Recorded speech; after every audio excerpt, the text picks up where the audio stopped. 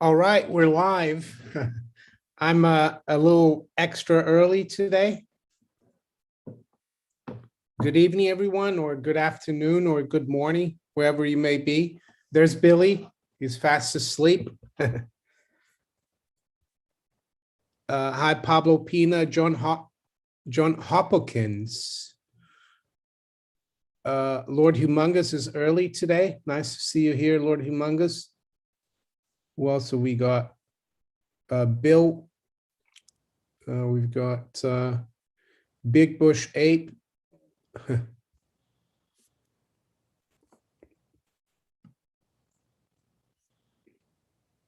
Can you guys hear me okay?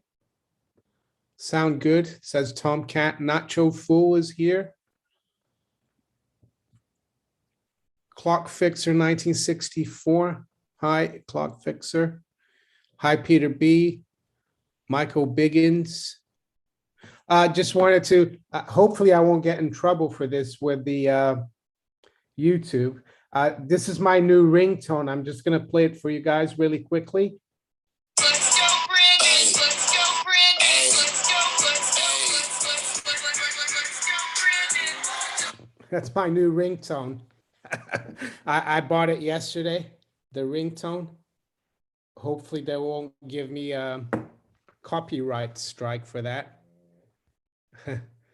Sally Bunduck from Manchester, Grim Britain. Yeah, I'm in London. It was cold today, but it was fairly nice day, cold and windy. It's normal this time of the year. Wave Runner, hi Wave Runner, Jillian B.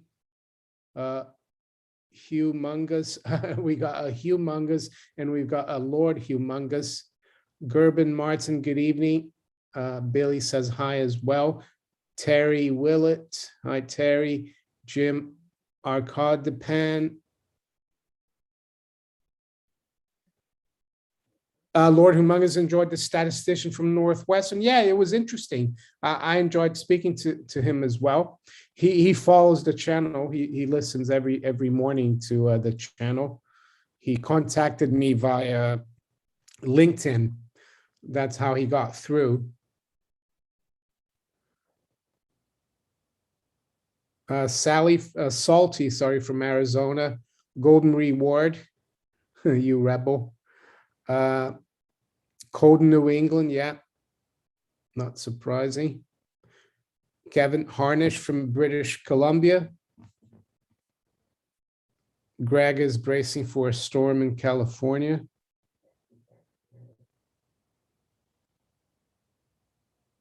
Blast from the Past has COVID. Yeah, you will come out stronger. It's just a bad cold or a flu. It's nothing. If you're relatively healthy, you should get over it. It's not medical advice, just to let you know. Graham Hobbs, hi Graham. Catman 734 from County Durham. JM from North Carolina. It's not 2100 yet, but I'm a little early. I'm always a little earlier.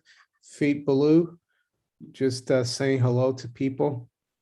North Wales, Dilwyn Roberts. Mr. B. I've got my Barry the BOE mug today. 1694 and hopefully soon. I'm just going to play again my, I bought a new ringtone for my phone. Let's see here. Sounds. That's my new ringtone. Hold on. Let's go, Brandon. Let's go, Brandon. Let's go, let's go. That's my new ringtone. There you go.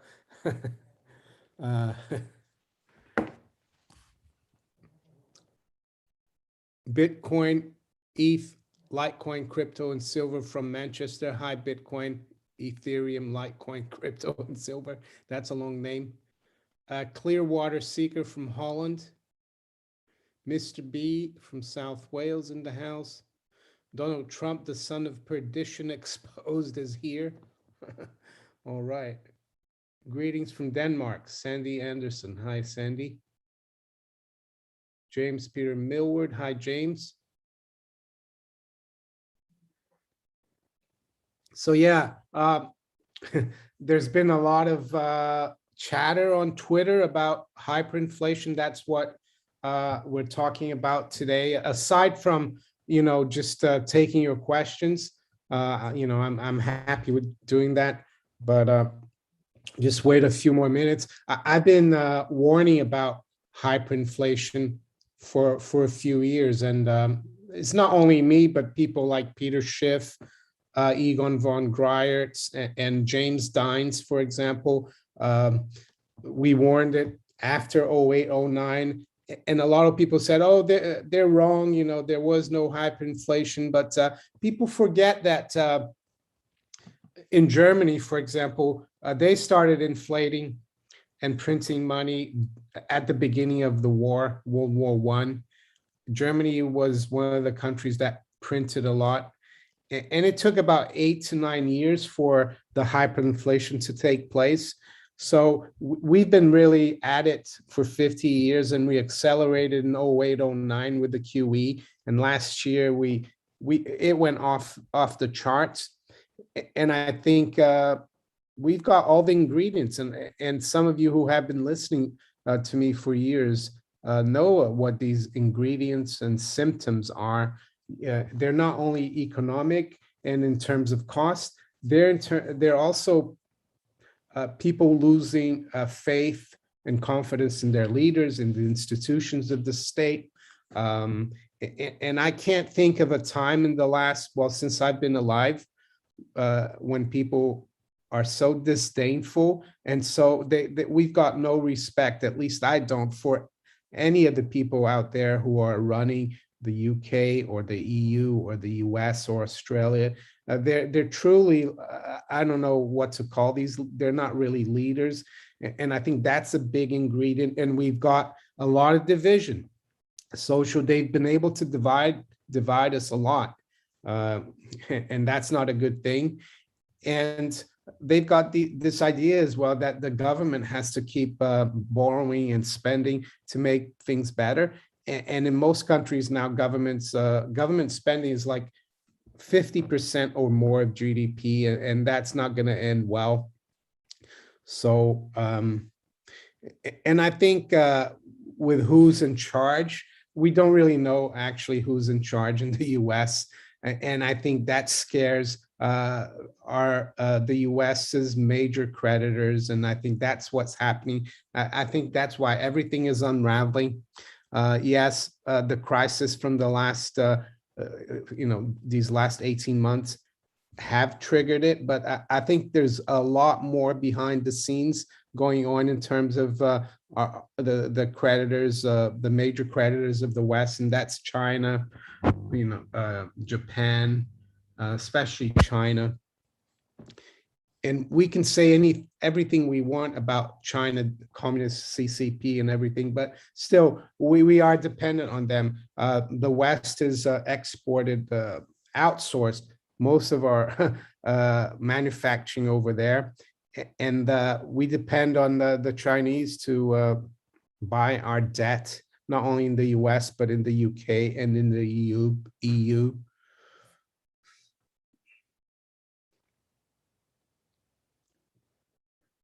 Nickel market is ripping higher.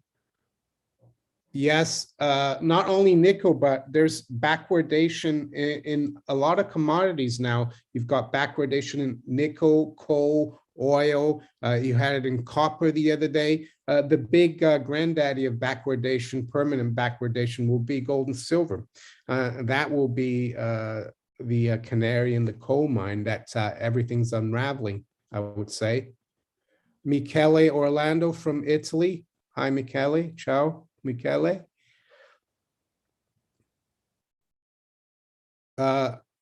Lion Stacker says constitutional silver is becoming scarce. So yeah, that's also known as junk silver, pre-1965 US coins. You can also try to get the clad silver. That's like 65 to I think 69 or 70. That's 40% silver. You might be able to get some of that. Mr. B, so there's plenty of coal in the mountains. Yes, there is, but not in. I saw that Mongolia is a huge producer of coal, and they sell a lot of coal to the Chinese. But right now, there's like the Mongolians and the Chinese government are making it really difficult for the truck drivers to come, to go back and forth because all the medical restrictions, and that's putting a real spanner in the works in the supply of coal. West Virginia has a lot of coal. Even the UK, we still have a lot of coal underground, but these people want to push this green agenda, and they'll do anything to, it's a real crazy agenda, I think, and it's going to create a lot of problems. Not that it's not creating a lot of problems already. Norman Burton, hi Norman. So yeah, it's 9 o'clock now, London. I guess hope we'll wait a little more, but just wanted to show you here. I'm going to share. Let's have a look. Yeah, I'm going to share here this screen. This is from my YouTube studio. So I put, this is my content, right? And I put hyperinflation. And just to show people that it's not Jack Dorsey that's going to be right about hyperinflation, but it's people like me, like Egon von Greyerz, Peter Schiff. I've been warning about it since 2016. There's even, I spoke about the web bot saying that the Dow could go to 125,000 and, we could see a crack up boom. I spoke about, let's see, last year, here, June 4th, all the ingredients of a currency collapse or hyperinflation. Let's see, what did I say? Now exist. I said that over a year ago that we had all the conditions of hyperinflation. So it's not something that I'm jumping on a bandwagon here of the Twitter CEO. So yeah, this is what he said yesterday. Let's have a look here. Jack Dorsey. And some people are saying that he's saying this because he's pushing cryptos or Bitcoin. And he might be might be pushing that, but I don't think it matters. So here it is. Hyperinflation is going to change everything. It's happening. I agree with him. And he's got a lot of likes, of course, on that.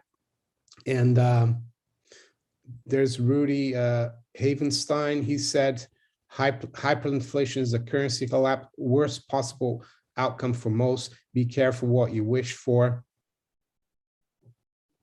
And I actually agree with him. He said, not a wish, nor do I think it's positive at all. I think the problem with hyperinflation people will be won't know what happens, and it comes very quickly. And also the only positive about it is that it doesn't last that long. At least it didn't in Weimar, Germany. It was summer of 22 to the end of 23, and then it was over. And just looking at some of the comments here. Not joking. Hi, Mara, listening while doing my second job. Have you looked up how to use Mylar bags yet? No, I haven't. I have to look at that. So yeah, I think Rafi Faber has said that hyperinflation is actually when people, basically, it's a very painful thing, but it's the only way to get rid of tyranny, because the people who will suffer are going to be, government is going to suffer a lot because they won't have any more money to spend. They won't be able to oppress us. And I don't think they know it's coming. They've done a lot of things that make it seem like they want it, but I think they're really completely clueless about what hyperinflation is, and they think that they can control it. Janet Yellen came out today and said that she's not concerned about inflation, that it's going to stay pretty strong, pretty high until the middle of next year and then come down. I think she's completely wrong, of course. So I'll stop here for a moment now, and we'll look at some of the comments here, try to get answer your questions as much as possible. Try to catch my attention if you can with a super chat. It helps the channel, or if not, just put my name on it and I can see the Monaco 64 there. So we got Pablo Pina. What do you think about the National Guard to run the ports in California? It's not going to work. It's not going to work. What do they know about running ports, the National Guard? I don't think it's going to work at all. And I've seen a story on Zero Hedge now that the Chinese now are warning of new lockdowns. And it's a little bit just like last year when the news about Wuhan came out, and I'd never heard about Wuhan, but it was a city of 11 million people and they locked the whole city down. And I thought to myself, wow, that's quite serious. And I think this could be serious. What's the reason behind this? Is it that they are concerned about Evergrande and their financial situation? It could be. Some people would argue that the Chinese and the deep state and the globalists, they're all working together so they can pump up the fear. It says, you can read it here. I'm not going to say it out loud, but it looks like they're building up for more, maybe central bank liquidity. Maybe all this talk of, tapering is going to go out the window. Love button, this will get your attention. Right. Clinton Epstein hit job on the New Mexico Ranch movie set. Yeah, I saw Hillary Clinton apparently was on BBC, on the BBC this morning on TV. I'd never watched TV, but apparently she said that Boris Johnson should implement vaccine passports and mandates here in the UK. She was she said it was wrong for the Russians to interfere in the elections in the US, and here she is trying to interfere in the policy of a sovereign country coming from the US and here and telling us what we should do. That's quite hypocritical. Anyway, Hillary Clinton is a criminal anyway, but we'll see.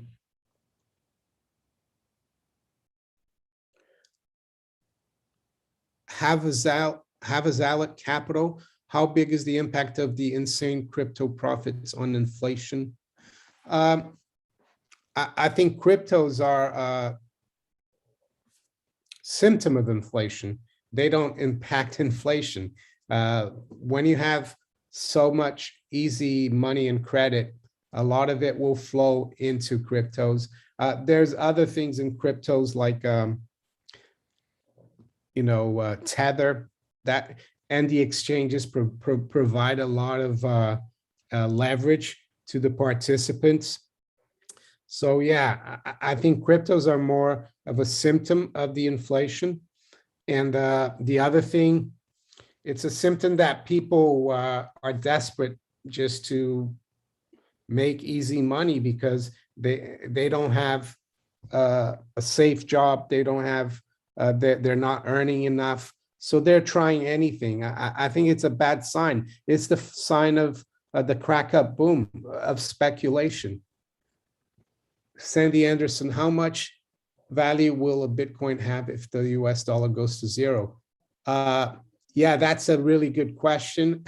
And we'll have to wait and see because the US dollar really is a substitute for real money, and real money are gold and silver.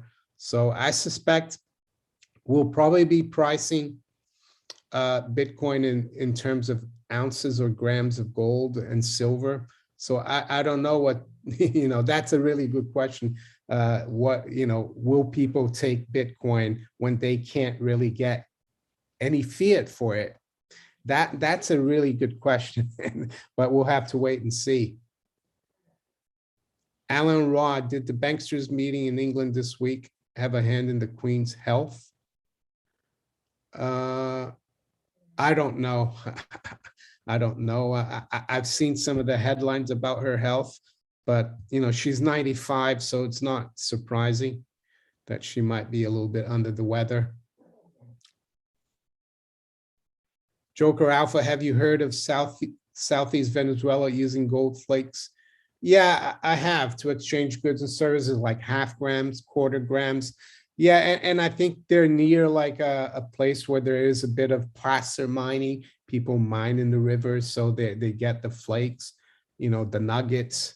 So yeah, that it's the ultimate form of money, really, that has been around for thousands of years.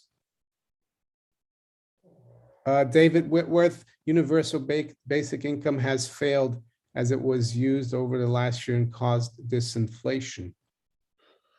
Yeah, I mean, they called it stimulus checks, didn't they? The problem with this, it didn't cause the inflation. It's the money printing. Yeah, it's causing the rising prices. And the problem now as well, and I recommend you watch I posted a video this morning. It's an interview I did with, his name is Don Wedding. He's like a data analyst from Ohio. He teaches Northwestern University. And we looked at the Big Mac index. We look at shrinkflation. And Don said something that's really interesting. What's happening now is that the mentality is that people, when they go shopping now, they want to buy a little bit extra because they're scared that there's going to be shortages, and also prices are starting to go up. So they want to buy before prices go up. And the same kind of mentality is happening to people who supply and produce the goods and the commodities and the services. They're saying, I'm going to hold back because the prices are going to be higher. So they produce less, they get more shortages, and you get like a vicious circle. And then hyperinflation really is not cost push inflation, the run of a mill inflation, which I think the central bankers think is what we have, that it will go away. No, hyperinflation is when people lose faith and confidence in the people who are managing the currency, and those are the central bankers and the treasuries. And I think people are losing faith and confidence in those two groups, be it in the US, UK, or Europe. And I think especially our foreign creditors and investors and commodity producers are losing faith and confidence. Matthias Van Louveren, thank you for your super chat. What do you think that will happen to bank loans after hyperinflation? Will your debt owed to the bank, will it be inflated away, or will they revalue the debt into a new currency or something? Yeah, there's a couple of things about that. Reading about when money dies, about the hyperinflation in Weimar, some of the loans were reset, but there was a big haircut. So if you owed, let's say, 100 new marks worth of in the mortgage, they would only charge you 30 or 40. So creditors did give debtors a break, but the problem is during the hyperinflation, during the collapse, if you don't have any money, because yeah, if you lose your job and you can't get a hold of cash and you can't service those debts, you are going to lose the items or assets that you borrowed with that debt. That's the other thing that you need to consider. So what I'm trying to say is that by the time you're too worried to just pay for the necessities like utilities and food, you might not have any income or money left that will cover your mortgage, even if the currency has gone down massively. So yeah, it's not very clear. We'll have to see. Who knows? It could be a good thing. It could be that debtors will be forgiven, but it, it depends. I would say that, and I've been more, I've been telling people what I've done in the last 6-7 years. I've gotten out of all my debts, mortgages, everything. And I think that's the best way to go about things. Dmitry Shmerkovich, thank you for your super chat. What would happen to mining stocks in a hyperinflation? Well, they will do very well, because the only money that will have any value are gold and silver. There will be the only thing left. And miners, miners, they produce money. So yeah, they will do very well. Over the, I can't tell you like in the short term, they should do very well. Yes.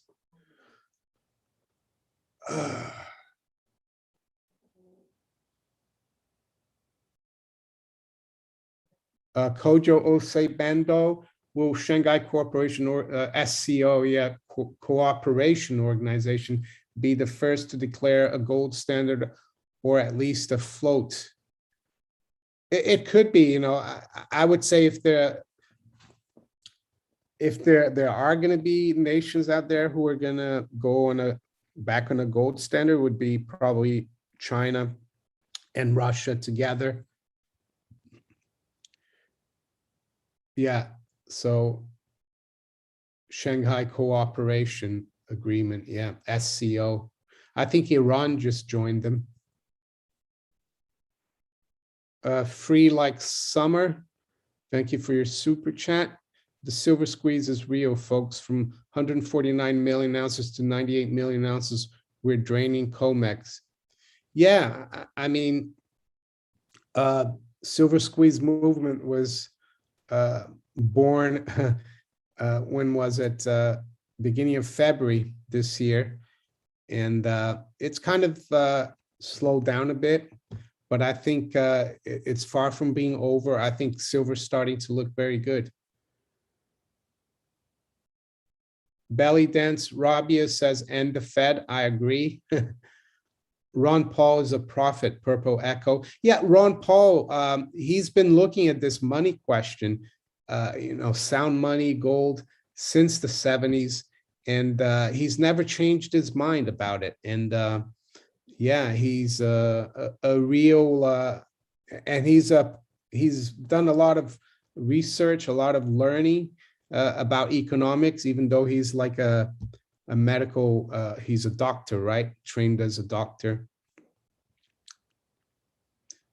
The thing is, you don't need to be a prophet to know that fiat currencies usually go, not usually, but always go to zero. And that's what hyperinflation is. And the fiat dollar, that it's been the fiat dollar domestically since 1933, but internationally since 1971. Yeah, it's been 50 years, and it's been a long reign, but I think we're on our last legs, and it's easy to predict that it will go, but the question is when, right? There have been people that have been saying that the dollar was going to die for decades, and it has kept going. But I think right now we're very close to to the end game. And I think that doesn't mean, and it doesn't mean that you go on to other fiat currencies, because all other fiat currencies are based on the dollar. So, and that's why we need to keep an eye on commodities. Rafi Faber did a video today about how many commodities are in backwardation. And backwardation means that the demand for dollars is like, going down, and people want real things now. And that's a really bad sign.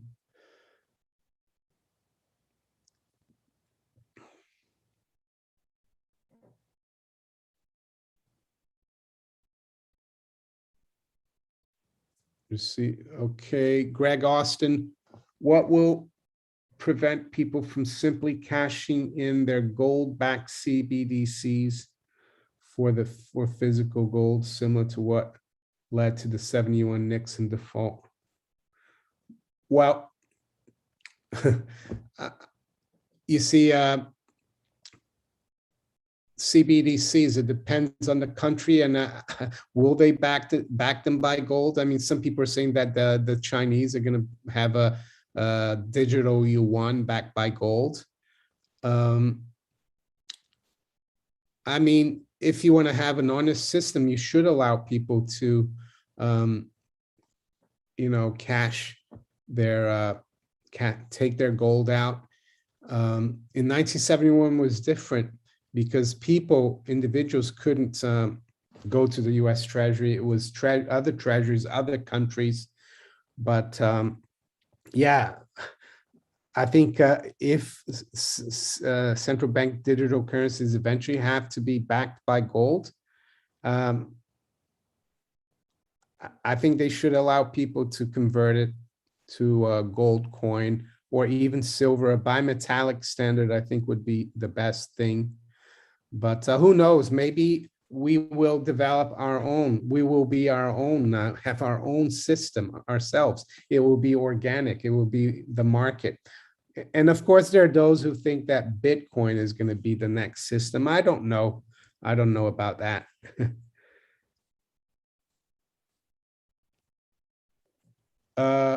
Mr.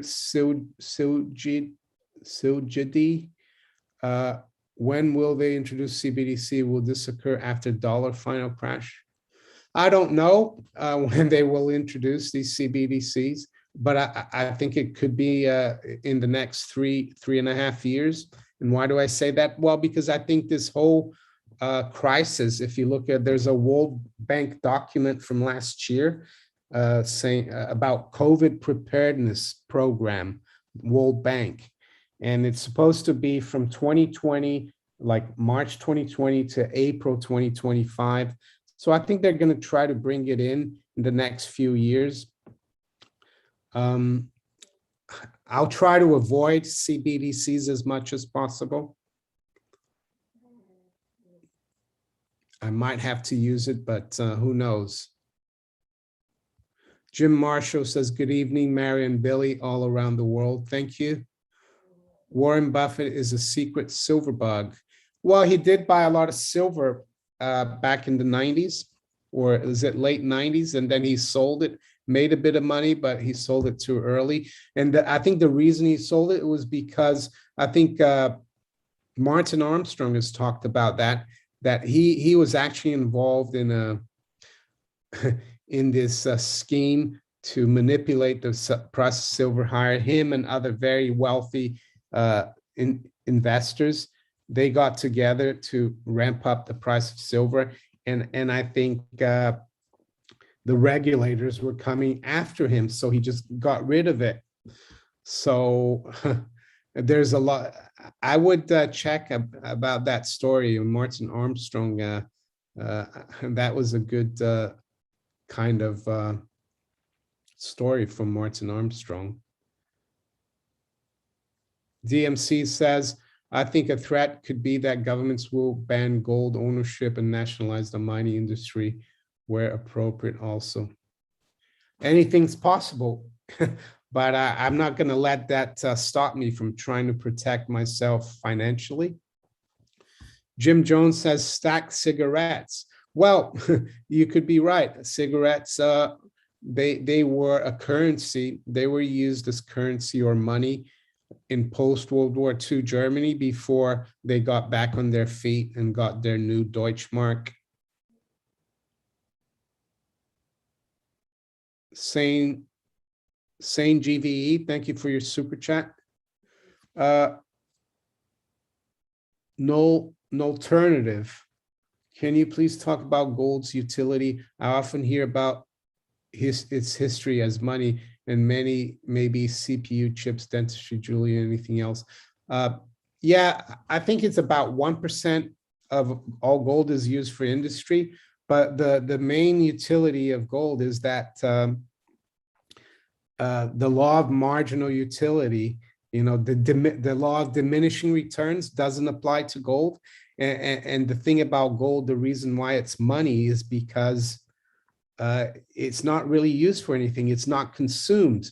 And also the stock to flow ratio is like 84 years. There's 84 years of production of gold. So it's not consumed. That's why it's money. And I guess, yeah, you can use it as jewelry, but you can turn that jewelry into money. And there are industrial uses for gold. But I think the main utility of gold is that it's money. And it's a luxury, it's precious, it's rare. It's to mine it, you need a lot of energy, you need a lot of labor, you need technology. It's not easy. So there's a lot of effort involved. And that's one of the things that Satoshi Nakamoto, that's how he set up Bitcoin. He made it hard to mine Bitcoin. He digitally copied gold. So there you go.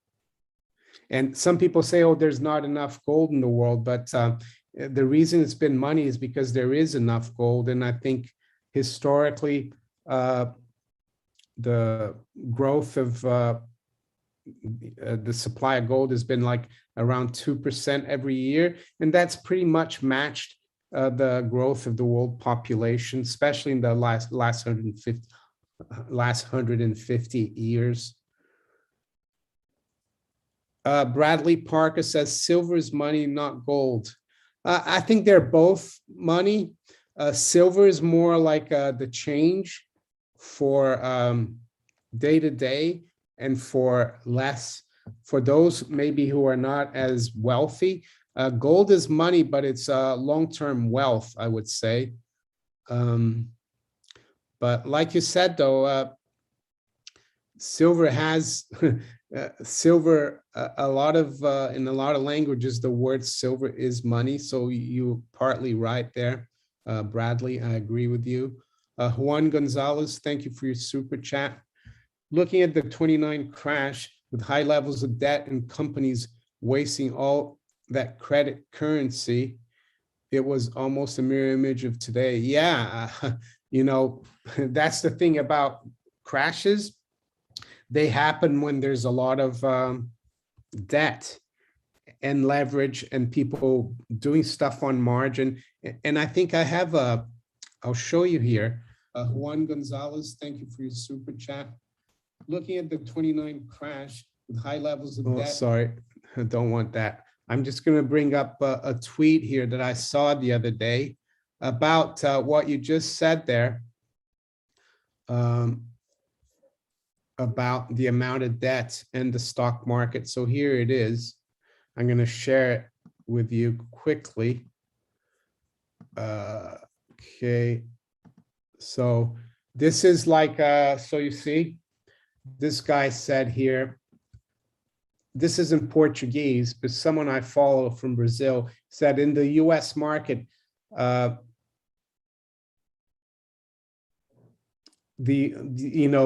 that the investors are indebting themselves so much. That's the red line. And the stock market is following it. So you can see there, like back in 2008, there was about $550 billion in margin debt.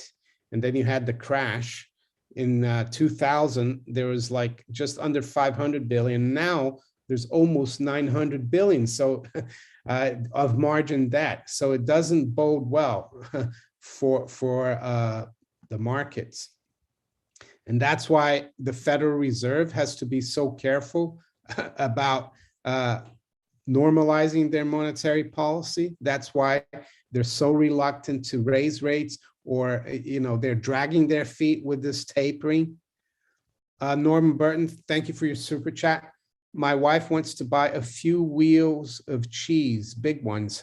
They last 25 years, like precious metals, but edible.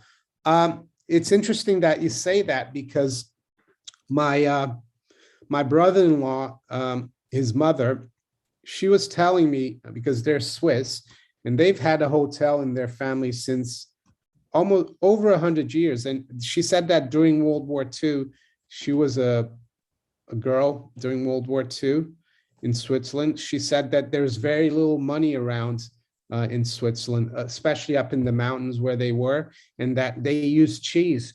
Cheese was used as money. So that's a good idea, I think.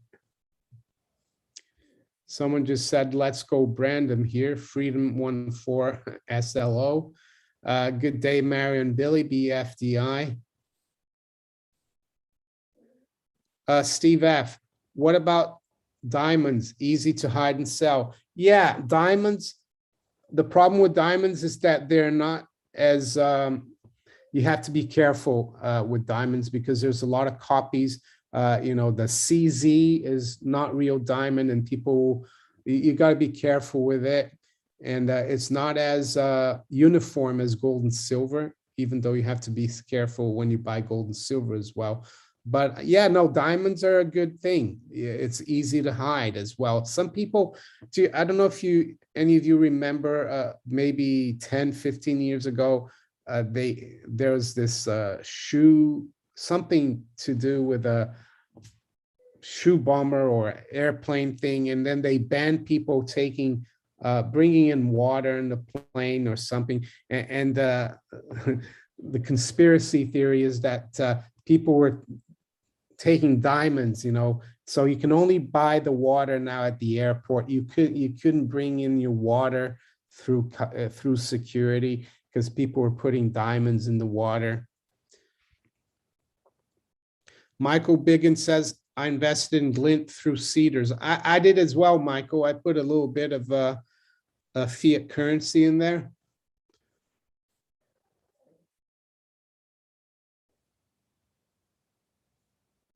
Jim Marshall says, great trade, cheese and beer. Sandy Anderson, has gold ever been confiscated in any of the European countries? I'm not too sure. I think here in the UK we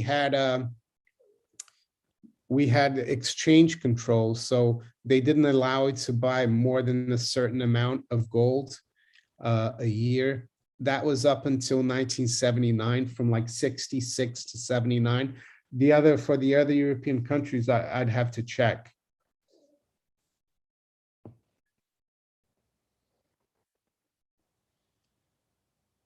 Smart Crypto Bot says Bitcoin can't be counterfeited.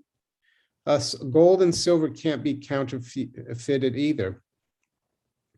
Yes, people can try to sell you fake gold and silver, but they're not gold and silver. And if you know your gold and silver,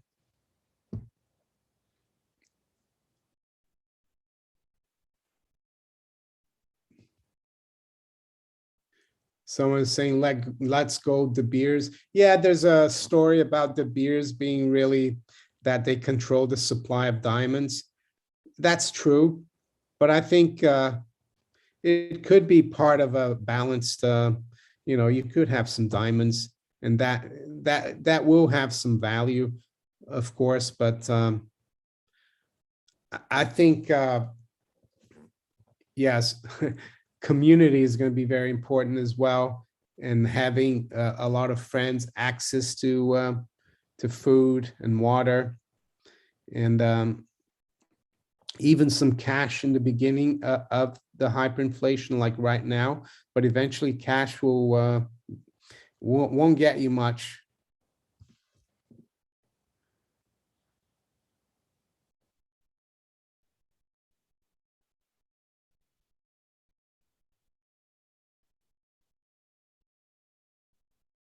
Pablo Pina says, I heard of diamonds hoarding underground keeps the price up using supply chain tactics. Silver is more rare. Go figure. Yeah.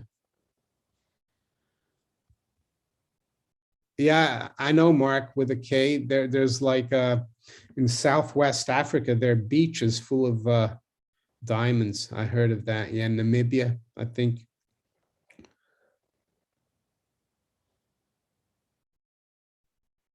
Seeker, crypto is not of no interest to me. I know who Wallenberg is.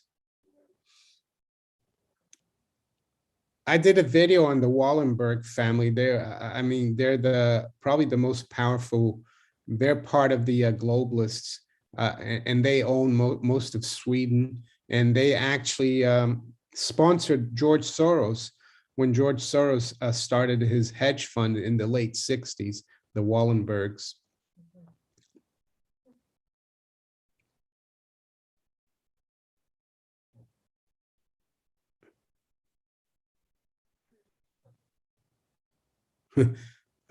Is the moon made of cheese? Yeah.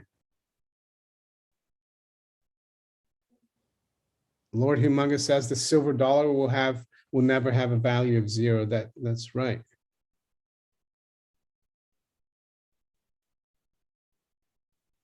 JM, can you elaborate on the significance of the Evergrande? I guess that's what you mean. Yeah, the significance of it is that China now is a huge economy, and if they get into trouble, it could reverberate throughout the world, and the whole world is highly leveraged. So Evergrande, though, they had this dollar coupon that they needed to pay. I think it was in September, and they didn't pay it. So, but they had a 1 month grace period, and that ended yesterday, the 23rd. But they paid it. It was $83.5 million. They paid it on Friday. So they're still going, but I think there are other Chinese real estate development companies that are going under. And I mean, this has been, I remember watching documentaries 10 or 11 years ago about these ghost cities in China. And I wouldn't be surprised if it triggers some kind of crisis throughout the world. But it's not just China that's going to suffer. We're all going to suffer. Jim Jones says sheeple love central banks. Well, they don't know better, Jim. Yeah, they think that we need central banks and we don't. Xander X the Great, what do you think about NIH funding gain of function research for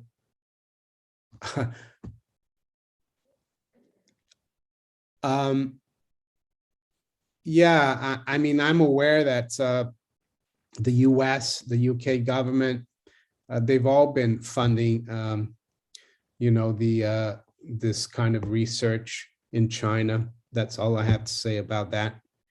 But does it really matter? You know, they're still pushing all this stuff through. I know it's all a scam, but I try to ignore it talking about those things because it's not going to do us any good. All we can do is prepare ourselves for the unraveling of the economies already that we're getting right now, and all the rising prices. And I think the collapse of the currency is coming very soon, and that will be reflected through you know, the fact that we won't be able to get a lot of commodities, and their prices are going to go through to the moon, and we're already seeing that. And I also saw the story about that guy. His name starts with an F, Fauci, who the kind of experimentation he's been doing with like dogs, which is disgusting. But yeah, I'm sure the mainstream media is not going to cover any of that. What has happened to the Green Seal saga? Yeah, I mean, that company collapsed. David Cameron was heavily involved, but I'm sure he's not going to get in trouble. But that's another part of this corruption. People are losing faith and confidence in the politicians and the business people, and it's just another nail in the coffin of all the currencies. And that's why we're going to get a currency collapse. Yeah, gold flakes circulating in Venezuela. Yes, we are aware of that.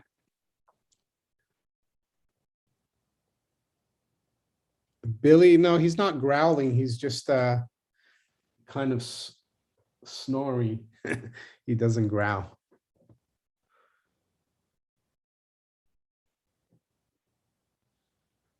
Hide Billy from Fauci, yeah.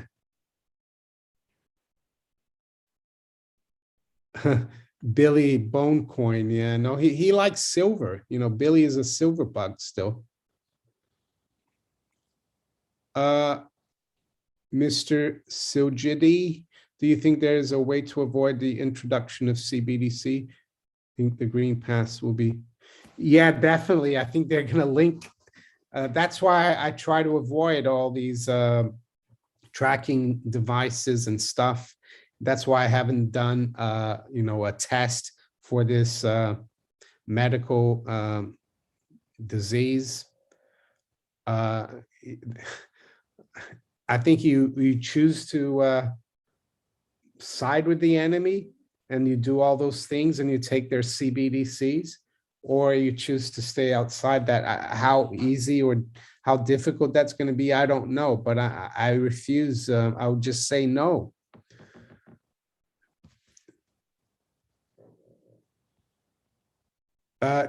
WMD, WMD, I like that. Did Boris get 400 million from Gates, and what is it for? I saw that they met last Monday. That's the Gates Foundation is going to put 400 million into this Green New Deal with the UK. That's what it's supposed to be. I don't know anymore, but it's not good, is it? Because Bill Gates, he puts a lot of his millions and billions into every kind of pie. So it's not going to be a good thing. That's the melding of state and corporate power. That's fascism, right? And Boris Johnson is supposed to be a libertarian.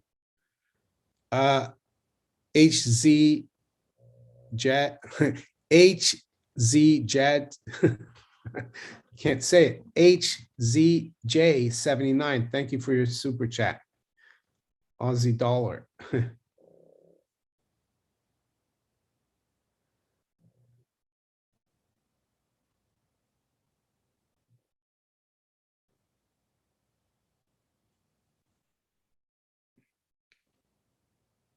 Erica Flores, $5 will be $5 will be 75.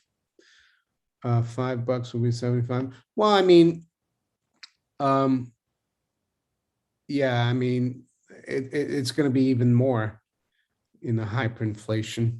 You're going to be talking. The thing is, they'll probably. We'll have to see. We'll have to see, but yeah, something like that. Dog food, great for barter.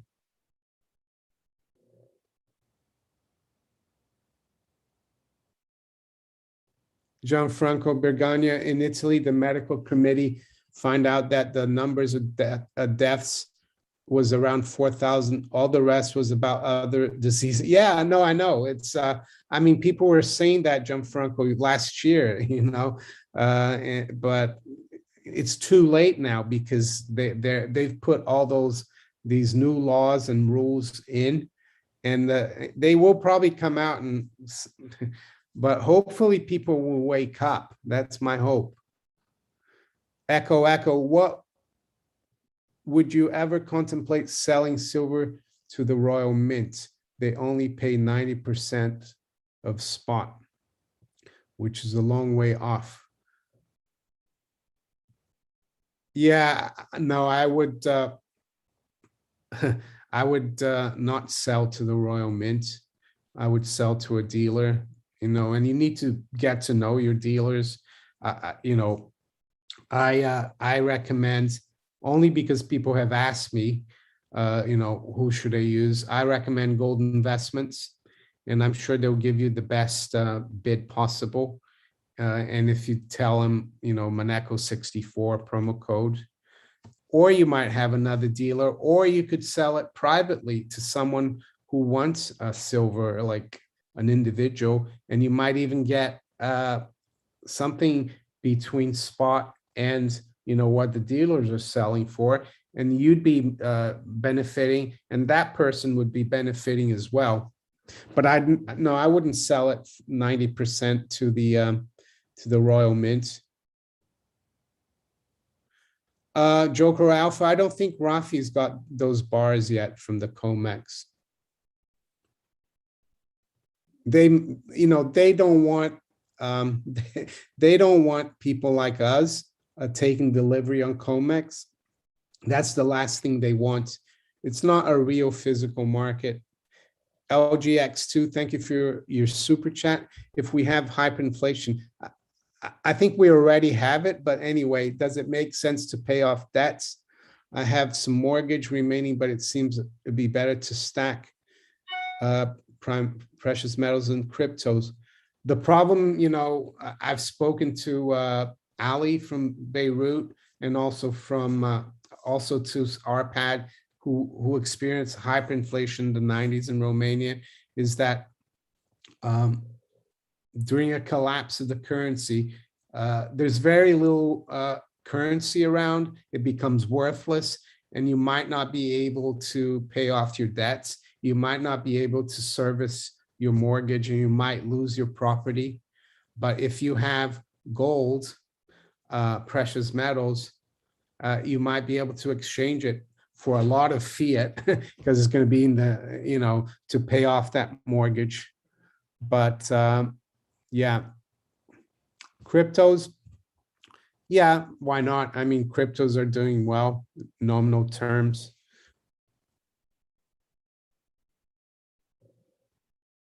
I have exposure to cryptos, but I favor precious metals a lot more.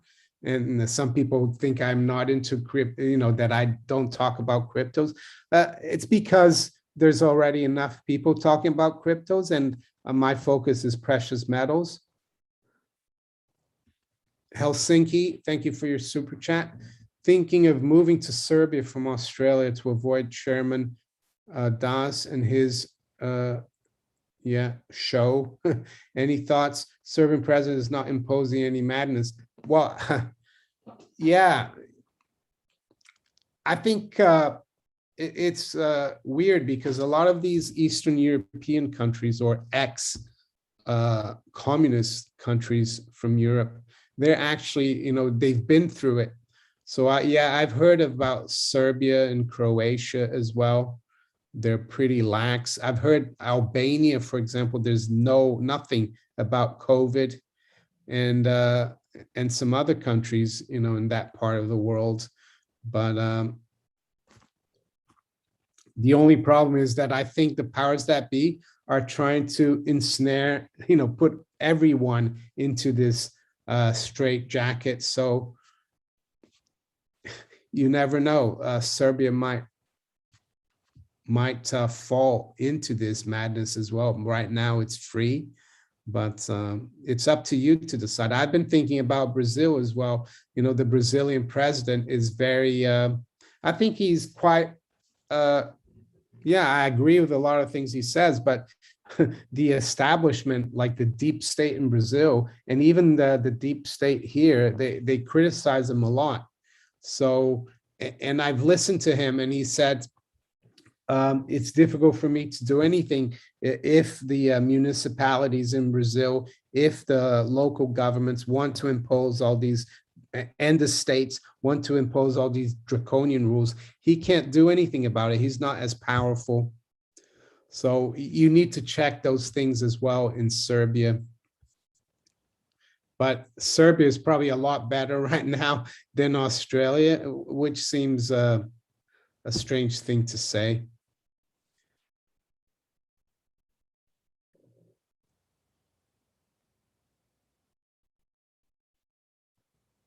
Blast from the past, Mario, haven't we had hyperinflation since QE was kicked up many times? Yeah, that I think we are getting it already, but it will accelerate. I think we are basically in Germany. They started inflating during World War I, 1914, and it really took off in the summer of 1922. And then by the end of 23, the currency was worthless. I think we're starting to see that now. And I think when gold makes a new high in dollars and silver breaks through 30, that will be when it's really going to accelerate. That's my take on it. That's my opinion.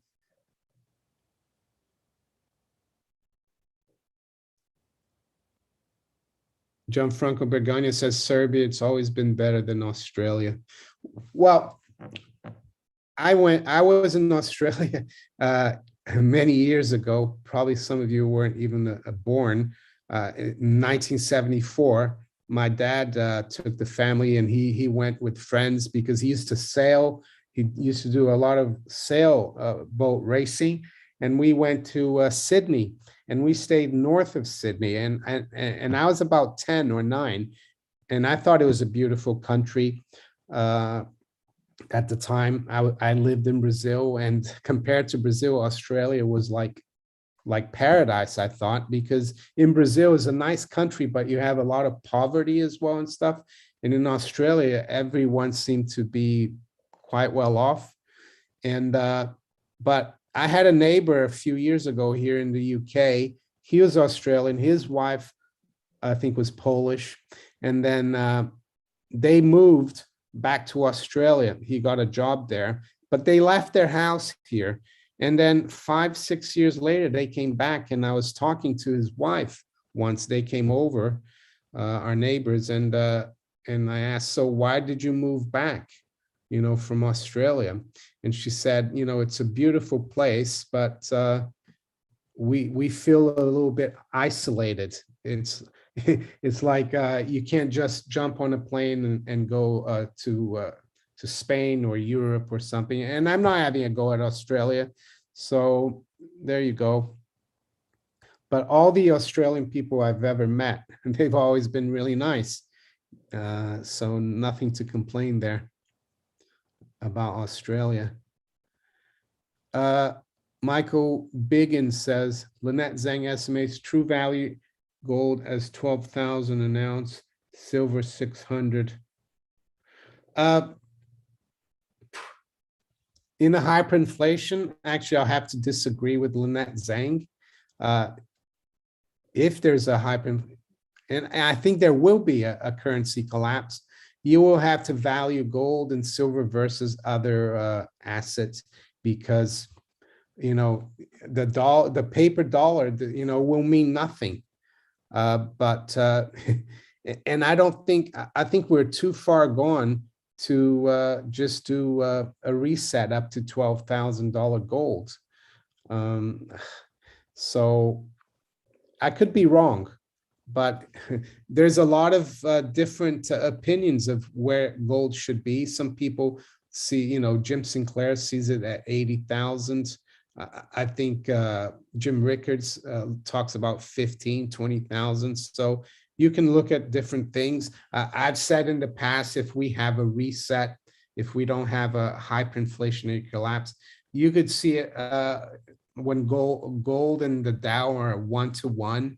So let's say the Dow crashes to 20,000 and gold goes up for the reset, gold would be at 20,000, or we could have gold go up to 35,000, or we could have gold at 2,000, but then the Dow will be at 2,000. So, but from what I've learned about hyperinflation, especially from Arpad from Star Path Academy, he said that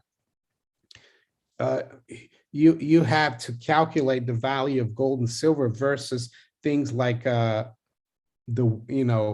wages, real goods. Like you have to look at the value of gold versus like oil or other commodities, and the value in paper money might be irrelevant because there'll be no one will want to exchange their gold for a currency that is worthless. So I'm not too sure, but it's difficult to come out with these exact numbers.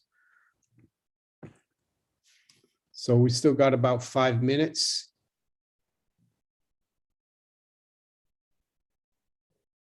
Lord Humongous says he thinks Afghanistan is safer than LA or New York or Chicago as well, I would say.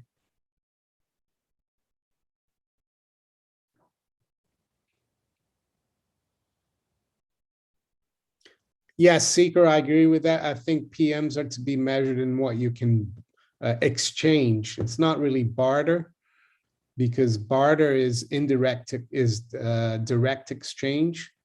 Gold and silver are money, so you don't barter with them. But yeah, I know what you mean.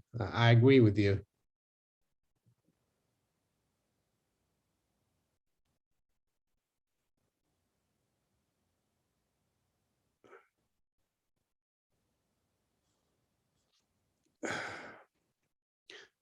MJQ, is it possible the proposed IRS reporting limit is to prompt increases in spending? I heard that they're trying to, they might back down on that. And I'm not really sure how it works. I'm not in the US. Does that mean that if you get like a deposit or of $600, that they will come and look at what it is? I don't know. I'm not sure. So like if you have $600 cash, you won't keep it in your bank account or take and just spend it. Maybe it could be because of that. Stray Dog at Play. Have you heard of Kim Clement? I mean, I've heard what's his name, Bo Pony, talk about this guy, but I never really heard of him. I don't really know who he is.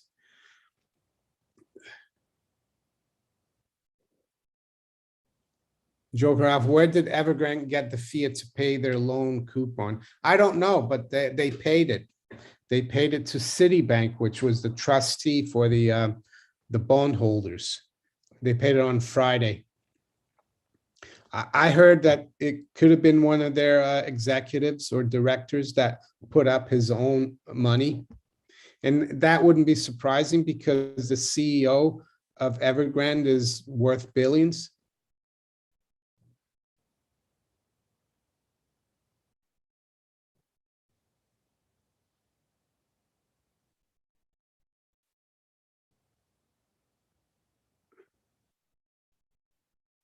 Yeah, George Assad says all money in existence in Germany in 22 was not sufficient to purchase one rail pass in 23. Hold on tight. Yeah, that's why I keep telling people to have as little fiat currency in the bank as possible. There's a story, I think, what's his name? Franz Pick. He used to be a currency analyst in the 40s, 50s, and 60s, and he was from Austria. He eventually went to the US, but he said that his father set up like an insurance policy so that when he turned 18, he could go to university. But he fought in the war, and when the war was finished, World War I, Franz Pick, he said that the policy that his dad had saved up for him, because the hyperinflation happened in Austria as well, he could only get a nice dinner with it, and that was supposed to be the money that he was gonna use to go to university. So yeah.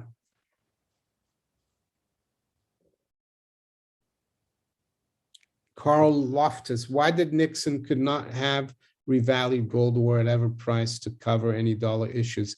Yeah, that his advisors, and I think one of his major advisors was Paul Volcker at the time. Paul Volcker worked as Undersecretary of the Treasury for Monetary Affairs.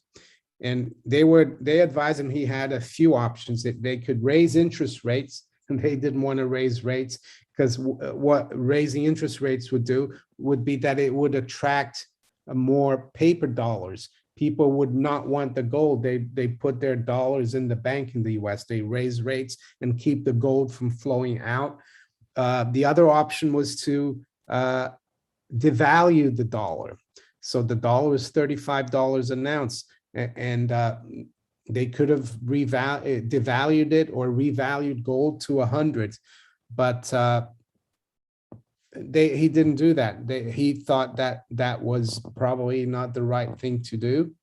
And the other option was to just suspend temporarily the convertibility of the dollar. And I think in the beginning, he thought they could go back to that deal, Bretton Woods deal. And they did revalue gold to like 38 and then 42, but then they couldn't. By 73, they couldn't do it anymore. So that's what happened.